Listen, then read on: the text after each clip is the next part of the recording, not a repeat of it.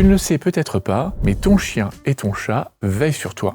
Bienvenue sur Watama, ta nouvelle chaîne super sympa pour ton chien et ton chat. Et moi, je suis le docteur Laurent Parpette, je suis vétérinaire, mais j'ai pas mon stéto, je l'ai oublié à la clinique. Et c'est pas grave, pas d'importance, sur une vidéo, on s'en fout du stéto. Et donc aujourd'hui, on va parler d'un sujet parce que tu ne le sais peut-être pas, mais ton chien et ton chat veillent sur toi. Ton chien et ton chat veillent même sur ta santé. Parce que quand je dis veille sur toi, tu te dis que ouais, il est toujours avec toi, donc oui, toi tu veilles sur lui, lui il est avec toi. C'est un petit monde super sympa, ça fait toujours plaisir, mais ça va encore plus loin que ça. Une étude anglo-saxonne a montré que les propriétaires de chiens sont obligés, ils ont des responsabilités, donc ils doivent faire des choses pour leur chien, pour leur bien-être. Et c'est tant mieux, parce que, vous le savez, de nos jours, on vit dans une société où on est tous de plus en plus sédentaires, donc beaucoup de surpoids, beaucoup d'obésité, beaucoup de diabète, c'est un petit peu la maladie du siècle. Donc on s'est rendu compte que les propriétaires de chiens étaient mieux lotis que les autres. Pourquoi ? En fait, de façon générale, dans l'idéal, tous les jours, il faudrait au moins avoir 30 minutes d'activité physique. Ça, malheureusement, c'est même pas 50% de la population qui arrive à atteindre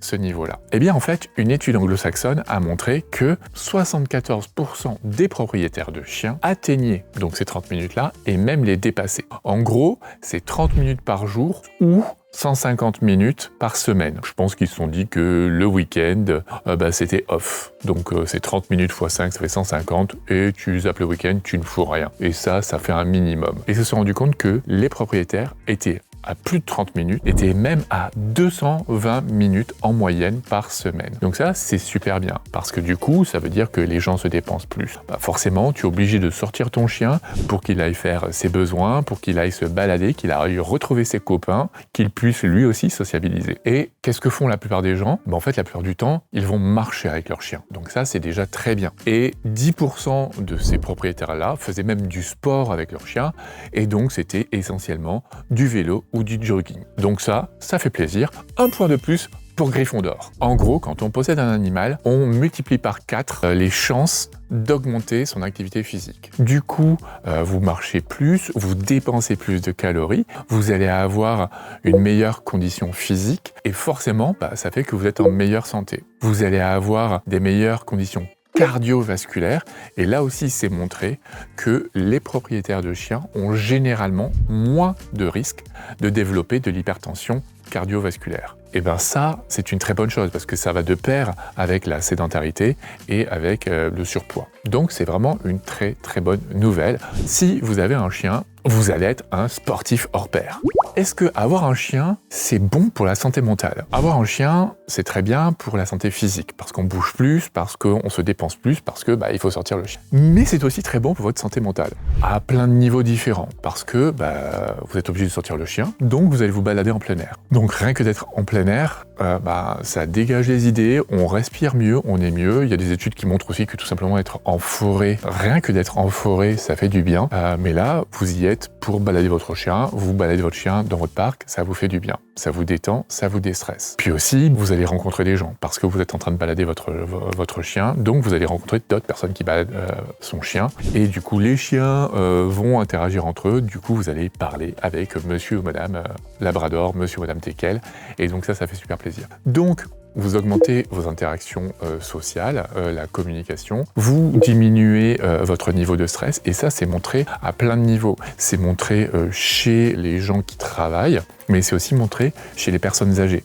Les personnes âgées, on le sait, le stress, la solitude, la routine, le manque d'interaction sociale fait qu'on vieillit d'autant plus vite et qu'on perd des capacités cognitives. Et là aussi, ça a été montré que chez les personnes âgées, quand elles ont un chien, le fait de devoir sortir, ça diminuait le stress, ça diminuait l'anxiété, ça améliorait les capacités cognitives, augmente les interactions et la communication entre les gens et notamment entre les voisins. Donc ça, c'est super intéressant parce que ça va vraiment créer un lien qui aura une pérennité dans le temps, beaucoup plus qu'avec les gens que l'on croise dans le parc parce qu'on ne les reverra peut-être pas. Et du coup, ça améliore la qualité de vie des personnes âgées. Et puis, jouer, promener, caresser, toiletter un chien, ça a plein d'effets. Ça améliore la relaxation, la stabilité émotionnelle, l'attention, la concentration et la créativité.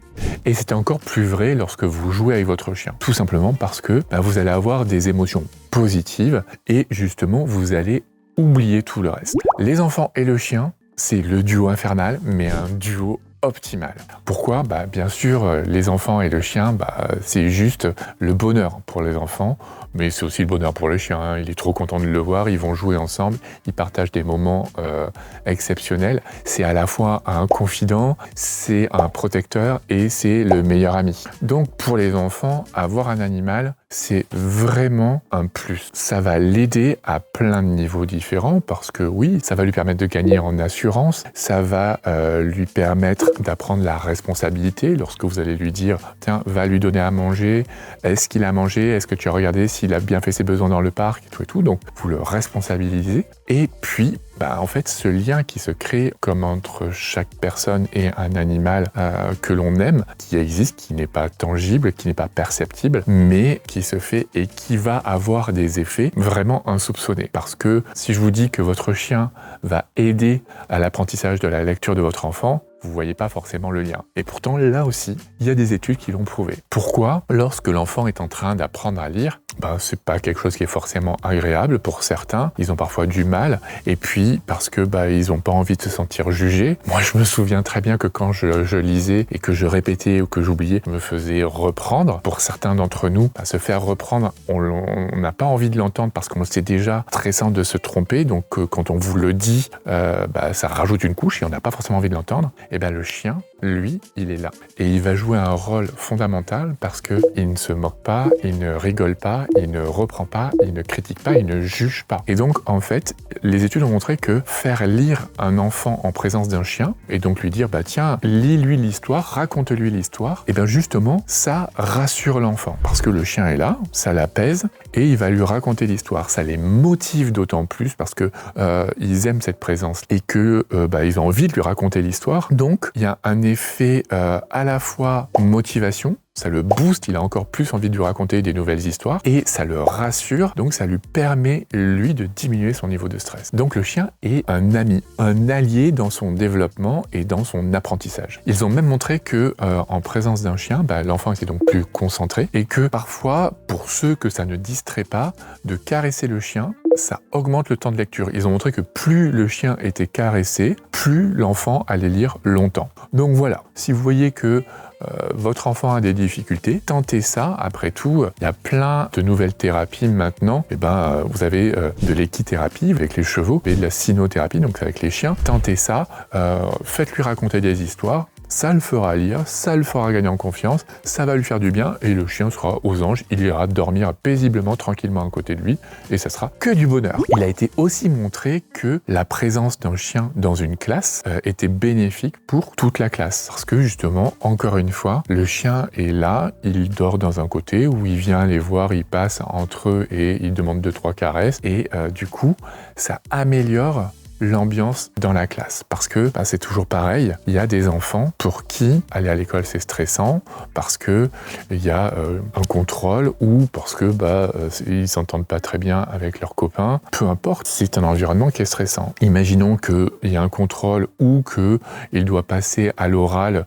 parce qu'il doit réciter un poème par exemple, ils se sont rendus compte que avoir le chien à côté de l'enfant qui était stressé, si celui-ci peut le caresser, pendant qu'il fait la tâche qui est stressante pour lui, de caresser le chien en même temps, diminuer son niveau de stress. Et c'était même prouvé parce que vous savez que quand on est stressé, on a une hormone qui augmente dans notre sang, c'est le cortisol.